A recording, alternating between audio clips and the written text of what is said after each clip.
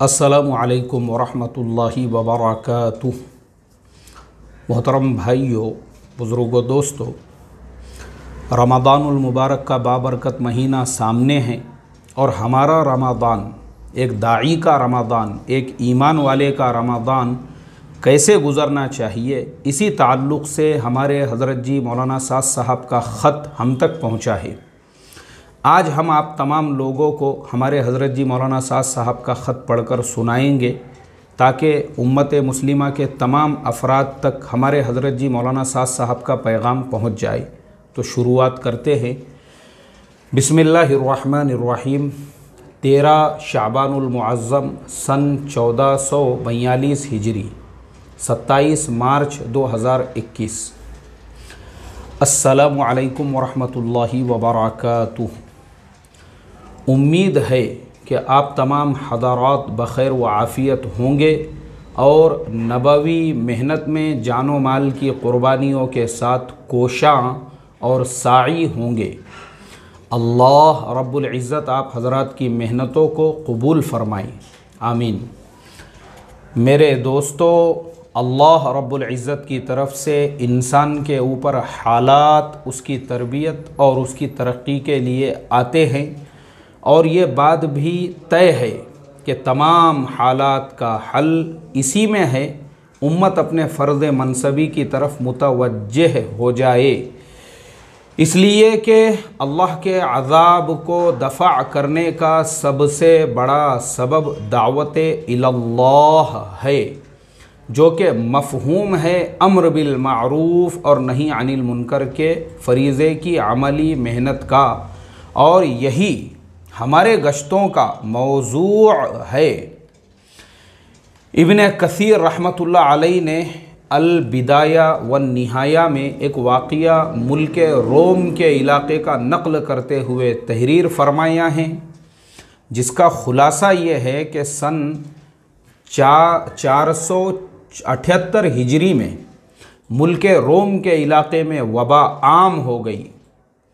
بخار اور طاعون جیسے امراض خوب پھیلنے لگے، اور یہ وبا پھیلتے ہوئے عراق، حجاز اور شام تک جا پہنچی،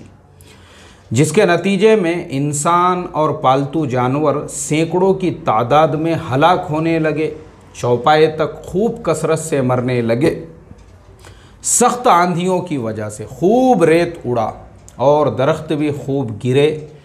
تو ایسے حالات کے اندر خلیفہ وقت نے اعلان عام جاری کیا کہ غایت درجے میں امر بالمعروف اور نہی عن المنکر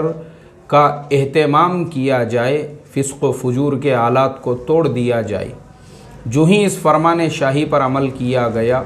فوراً اللہ رب العزت نے لوگوں کو راحت بخشی، عذاب کو دفع فرمایا اور بیماری کو ختم کر دیا۔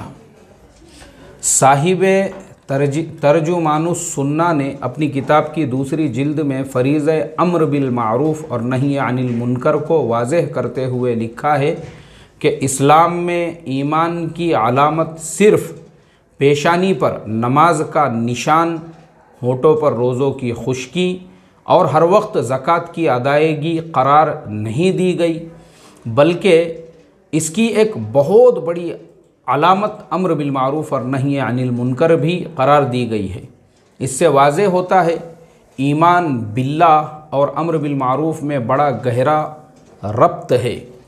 ایمان صرف ان اعمال کے ادا کرنے سے کامل نہیں ہوتا جن سے ایک انسان کے نفس کی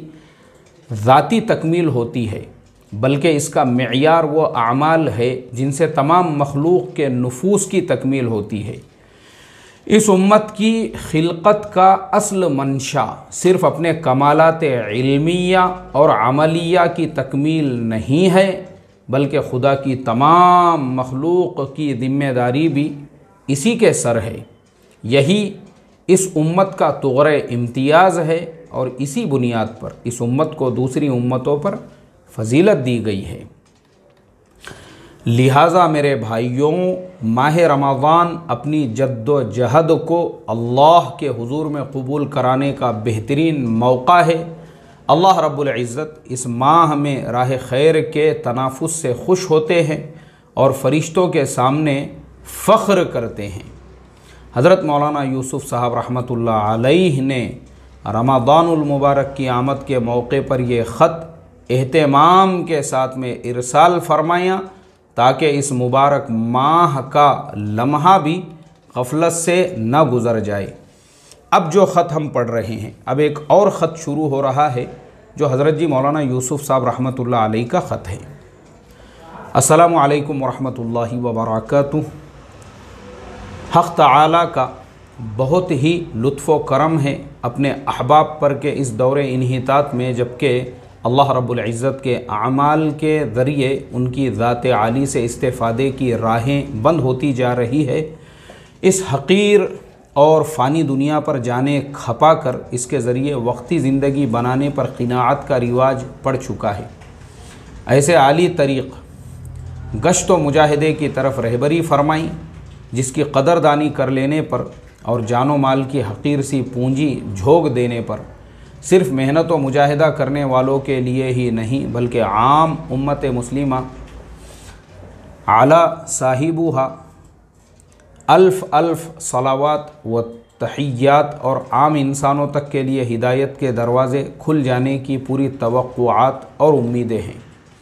میرے عزیز دوستوں، دونوں جہان کی ساری نعمتوں اور کامیابیوں کے حاصل کرنے کے لیے حق تعالی نے پورا دین عطا فرمایا ہے جس کا تعلق ہماری زندگی کے سارے اعمال سے ہے۔ اب اگر حق تعالی اپنے لطف و کرم سے ہدایت سے نواز دیں اور یہ بات جی میں پیوست ہو جائے کہ پرورش کرنے والے، حالات میں تغیر و تبدل کرنے والے صرف اللہ رب العزت ہیں، اس دنیا میں پھیلا ہوا سارا نقشہ اور چیزوں کی دنیا بھر میں پھیلی ہوئی شکلیں ان کے استعمال کرنے سے استعمال ہوتی ہے، وہ ان سب سے جو چاہے کر کے دکھا دے اور ان سب کے بغیر بھی جو چاہے اپنی قدرت سے کر کے دکھلا دے۔ حضور اکرم صلی اللہ علیہ وسلم کے طریقوں کو سیکھ کر اسی کے مطابق اپنی زندگی گزارنے پر اللہ رب العزت اپنی قدرت سے جس طرح چاہیں گے زندگی کے حالات کو درست فرما دیں گے۔ حضور اکرم صلی اللہ علیہ وسلم کے طریقوں کے خلاف زندگی گزارنے پر جو بھی چاہے حاصل کر لیا جائے، اللہ رب العزت زندگی کے حالات کو بگاڑ دیں گے، جس طرح چاہیں گے بگاڑ دیں گے۔ سو اگر یہ ہدایت نصیب ہو جائے تو پورا دین بہت ہی آسان اور محبوب بن جاتا ہے، تھوڑی سی محنت سے زندگی میں چالو ہو جاتا ہے۔ اور اگر خدا نہ خواستہ اس ہدایت سے انسان کا دل خالی ہو جائے، اپنی محنت اور مساعی اور اس دنیا کے دھوکے کے نقشوں اور شکل و صورت سے زندگی کے حالات کے سدھر جانے کا غلط اور بے بنیاد تصور دل میں بیٹھ جائے تو دین پر چلنا، اس کا سیکھنا مشکل ترین بن جاتا ہے۔ اب حق تعالی نے اس عالی دولت کے حاصل کرنے کے لیے محنت بھی عطا فرمائی اور دعائیں بھی عطا فرمائیں۔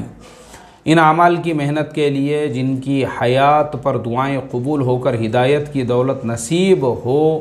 اور سارا دین آسان بنے، مساجد بنائی گئی اور بازاری نقشوں کے اختیار کرنے کو، وہاں کے تذکیروں کو، وہاں کے تصورات کو یہاں ممنوع قرار دیا اور مسجد کی آبادی اور تعمیر بازاری نقش و نگار اور ساز و سامان میں قرار نہیں دی گئی، بلکہ گھنٹوں ایمان بالغیب والی مجالس میں بیٹھنا، علم الہی کے حلقوں کا پابند بننا، ذکر و دعا کی فضائیں قائم کرنا اور امور اخرویہ پر رونا پیٹنا اور ایک دوسرے کی زندگی بنانے میں ہاتھ بٹانا وغیرہ امور کے مساجد میں وجود میں آ جانے کو ان کی تعمیر قرار دیا گیا، اور مساجد کو ان اعمال سے آباد کرنے والوں کے مومن ہونے کی خوشخبریاں سنائی گئی اور انہی کی دعاؤں کے قبول کرنے کے وعدے کیے گئے، انہی مبارک انسانوں کے لیے ہدایت دینے کے فیصلے کیے گئے۔ اب جو مبارک انسان اپنی جان و مال لے کر اٹھیں اور ان اعمال کے امت مرحومہ محمدیہ میں رواج پا جانے کے لیے ملک با ملک، اقلیم با اقلیم مارے مارے پھرے، اپنی کمائی اور پرورش کے ظاہری نظام میں تغیر تبدل گوارا کرے اور ہر طرح کی تکلیف اپنی جان پر برداشت کرے، سو ایسے مبارک انسان اس راہ کے خواص میں ہیں۔ ان کی دعائیں اپنے حق میں، اپنے متعلقین کے حق میں عام امت محمدیہ کے حق میں اور سارے انسانوں کے حق میں اس طرح قبول ہوتی ہے جس طرح انبیاء علیہم الصلاۃ والسلام کی عالم کے حالات میں اس طرح تغیر و تبدل آتا ہے جس طرح انبیاء علیہم الصلاۃ والسلام کے زمانے میں۔ اس مبارک راستے کی ہر زمانے میں بہت زیادہ قیمت ہے، مگر بعض حالات اور زمانے ایسے ہوتے ہیں کہ راہ کی قیمت مالک الملک کی طرف سے بہت زیادہ بڑھ جاتی ہے۔ کام کرنے والوں کے لیے ترقیات کے بہت زیادہ دروازے کھول دیے جاتے ہیں۔ جن حالات انحطاط دین سے ہم گزر رہے ہیں، اس میں محنت کی قیمت دین کے استقبال کے زمانے کی محنت سے لاکھوں گنا زیادہ ہے، خصوصاً رمضان المبارک کے زمانے میں، جس زمانے میں حق تعالی کی طرف سے ہدایت کی تقسیم کا غیبی نظام قائم کیا جاتا ہے، شیاطین بند کر دیے جاتے ہیں جو کہ ہدایت سے ہٹانے کے لیے غیبی طاقتیں ہیں، فرشتے پھیلا دیے جاتے ہیں جو کہ ہدایت کی طرف بلانے والے غیبی طاقتیں ہیں، وہ مبارک روحانیت نور والی وحی لانے والے فرشتے جبریل علیہ الصلاۃ والسلام، جن کے گھوڑے کی ٹاپ تک کی روحانیت سے ریت پر سبزہ پیدا ہو جائے، جن کی اس عالم میں آمد حضرت محمد صلی اللہ علیہ وسلم کے بعد بند ہو گئی اور ان کی والی برکت سے اہل عالم محروم ہو گئے۔ اس مبارک مہینے میں ان کی آمد بھی اس زمین پر کی جاتی ہے، گویا ان کی نسبت والی برکات کے دروازے کھول دیے جاتے ہیں، جنت کے دروازے کھول دیے جاتے ہیں اور حوروں کو سجایا جاتا ہے اور دوزخ کے دروازے بند کر دیے جاتے ہیں۔ خیر کی طرف پکار اور شر روکنے کی آوازیں ہر طرف سے بلند کرائی جاتی ہے، تھوڑا سا بھی متوجہ ہونے والوں کو بھی ہدایت سے نواز دیا جاتا ہے۔ اب اگر اس محنت کے میدان کو، جس پر ہدایت کا فیضان ہادی کی ذات عالی سے اپنی مخلوق کے لیے عمومی طور پر ہوتا ہے، ایسے مبارک مہینے میں قائم کیا جائے جس میں ساری امت محمدیہ مرحومہ کے لیے ہدایت کی تقسیم کا عام نظام قائم کیا جاتا ہے، امت میں دین کی طرف رجوع کی عمومی شکلیں قائم کی جاتی ہے، تو معلوم نہیں ہدایت والے اعمال کے ہدایت والے مکانات یعنی مساجد میں زندہ کرنے کے لیے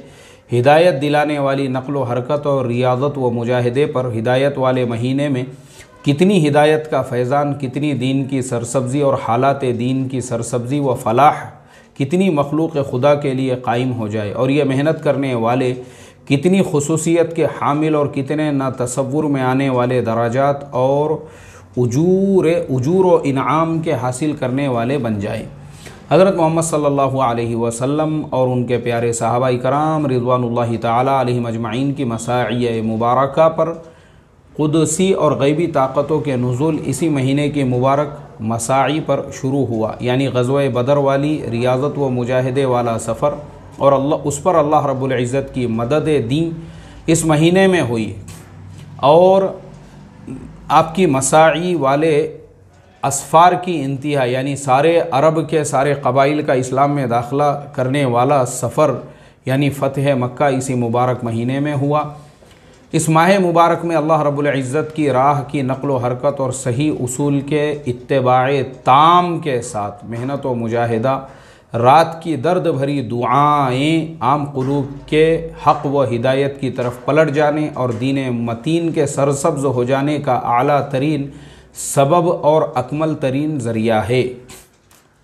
آپ حضرات ہمت فرما کر اللہ رب العزت کے راستے میں شوق و حوصلے کے ساتھ زیادہ سے زیادہ وقت کے لیے، زیادہ سے زیادہ خرچ کے ساتھ، دور سے دور کے لیے اپنی ذاتوں سے نکل کر کھڑے ہوں، دوسروں کو تیار کرے، ہر طرف قریب و بعید میں چلوں، 3 چلوں کے لیے جماعتوں کو نکالے۔ کیا ہی اچھا ہو کہ اس مبارک زمانے میں 3 چلوں کے لیے تشکیلیں کر کے جماعتیں روانہ کی جائے، تاکہ ارکان اسلام کی حیات والی محنت کا حساب اس ماہ میں قائم ہو۔ اس میں چلے کے لیے نکلنے کی برکت سے زیادہ وقت اللہ رب العزت کے راستے میں نکلنے کا رواج پڑ جائے، کیونکہ جو خیر کا عمل اس مبارک ماہ میں شروع کر دیا جاتا ہے وہ اس ماہ کی برکات سے چل پڑتا ہے۔ مقامی گشتوں کو بڑھائیں، ذکر و دعا کی مقدار کو بڑھائیں۔ حق تعالی ہم کو آپ کو اور سب احباب کو اس راہ کی ترقیات حاصل کرنے کے لیے قبول فرماوے اور اپنے دین کو اپنی قدرت و فضل و کرم سے چمکائے اور اس کی برکات سے دارین میں ہمیں نوازے۔ آمین آمین ثم آمین۔ بندہ محمد یوسف، یہ حضرت جی مولانا یوسف صاحب رحمۃ اللہ علیہ کا دوسرا خط تھا۔ اب واپس حضرت جی مولانا سعد صاحب کا جو خط ہے اس کو ہم کنٹینیو کرتے ہیں۔ حضرت مولانا یوسف صاحب رحمۃ اللہ علیہ نے رمضان المبارک میں مساجد کو اعمال سے آباد کرنے کی ترغیب دی ہے، اس کی اہمیت بتلائی ہے۔ اس لیے یہ ماہ مبارک دعوت اور عبادت کو جمع کرنے کا مہینہ ہے، خروج ہر حال میں مقدم ہے۔ اس لیے حضرت مولانا یوسف صاحب رحمۃ اللہ علیہ شعبان، رمضان، ذی قعدہ اور ذی الحج میں اہتمام سے اللہ کے راستوں میں پھرنے کی تشکیل فرمایا کرتے تھے، لہٰذا خروج اور مقام پر مساجد کو اعمال سے آباد کیا جائے۔ اس ماہ میں عمومی طور پر لوگوں کے دلوں کے اندر رقت ہوا کرتی ہے، اس لیے زیادہ سے زیادہ اوقات مسجد کو دیے جائیں، جس میں دعوت تعلیم کے حلقے قائم کیے جائے، ذکر و عبادت میں اشتغال کو بڑھایا جائے، جس کا بہترین ذریعہ عشرہ اخیرہ کا اعتکاف ہے۔ اس کے ساتھ توبہ اور استغفار کا بھی غایت درجے میں اہتمام کیا جائے، کیونکہ حالات اور پریشانیوں کا پیش آنا یہ اعمال کے نتیجے میں ہوتا ہے، اور اعمال انسانی کائنات کے نظام پر اثر انداز ہوتے ہیں، جیسا کہ حضرت ابو ہریرہ رضی اللہ تعالیٰ عنہ کا فرمان ہے، گناہ کرنے والے کی گناہ کی نحوست اس کی ذات تک محدود نہیں رہتی، بلکہ اس کی نحوست سے پرندے تک اپنے گھونسلوں میں سوکھ کر مر جاتے ہیں۔ اس لیے اپنی دعوت، تعلیم، عبادت اور خدمت خلق کے ذریعے امت کے تمام مسائل کو حل کرانا ہے۔ حضرت مولانا الیاس صاحب رحمۃ اللہ علیہ فرمایا کرتے تھے، تم اتنے دین پر عمل کر لو جو تمہارے اختیار میں ہیں، اللہ رب العزت اس کے راستے کھول دے گا جو تمہارے اختیار میں نہیں ہے بے شک۔ اس لیے کام کرنا ہے، سب کو مطمئن کرتے ہوئے کرنا ہے، لہٰذا حکومتی محکمات کی طرف سے جو ہدایات ہے ان کی پابندی کرتے ہوئے چلنا ہے۔ اللہ رب العزت آپ حضرات کی مساعی جمیلہ کو قبول فرما کر امت کی ہدایت کا ذریعہ بنائیں، آمین۔ فقط والسلام۔ بندہ محمد سعد، حضرت مولانا محمد سعد صاحب کاندھلوی و احباب مشورہ، بنگلے والی مسجد، الحمدللہ۔ یہ ہمارے حضرت جی مولانا سعد صاحب کا خط تھا۔ بس آخر میں یہی کہوں گا، اللہ ہم تمام کو عمل کی توفیق عطا فرمائے۔ اور دوسری چیز، یہ جو میرا ویڈیو ہے جو میری آواز میں نے بنایا ہوں، یہ اس کی اجازت عام ہے، یہ میرا کچھ پرائیویٹ لیمیٹڈ نہیں ہے۔ اس کے علاوہ بھی ہمارے جتنے بیانات اور جتنی بھی چیزیں ہیں، جو کوئی بھی اس کو اپنے چینلوں پر اپلوڈ کرنا چاہتا ہے، اس خط کو بھی آپ زیادہ سے زیادہ عام کیجئے۔ ہمارے یہاں پہ کوئی کاپی رائٹ نہیں ہے، تمام لوگوں کو اجازت ہے، جو چاہے اپنے چینل پہ اس خط کو اپلوڈ کرے، اس کو زیادہ سے زیادہ لوگوں تک پہنچائے۔ اصل ہمارا مقصد یہ ہے